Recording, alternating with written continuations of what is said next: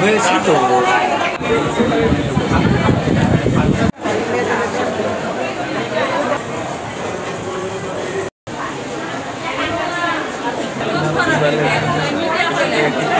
সেলিম ভাই পিছনে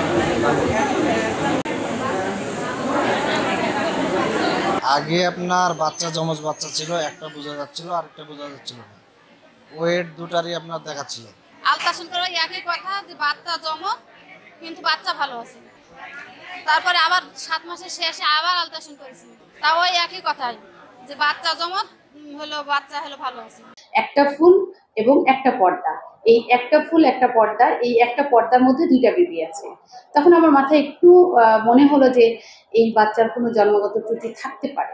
আমার এক্সপিরিয়েন্সে কখনোই পাই নাই, এটা আমরা বই পুস্তকেই পড়েছি যে দেখা যাচ্ছে যে এটা 5,000-এ একটা হতে পারে। মানে পরীক্ষা নিরীক্ষা করে আমাদেরকে শিওর হতে হবে যে ওর আসলে দুটো আলাদা আলাদা আছে কিনা এবং বা শেয়ার করছে কিনা একটা হার্ট একটা লিভার। আমাদের এখানে আমরা বাচ্চাটাকে একটু স্টেবল করার চেষ্টা করব, তারপরে আমরা হায়ার সেন্টার যেমন আমাদের মেডিকেল বিশ্ববিদ্যালয় অথবা ঢাকা মেডিকেল কলেজ হসপিটাল যেখানে আমাদের আইসিইউ সাপোর্ট আছে সেখানে আমরা বাচ্চাটাকে রেফার করে দেওয়ার ব্যবস্থা করব।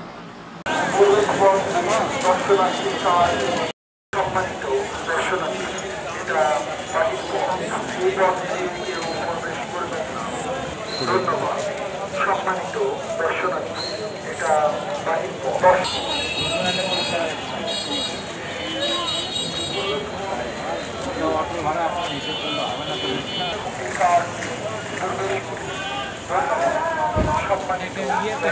মিশনে না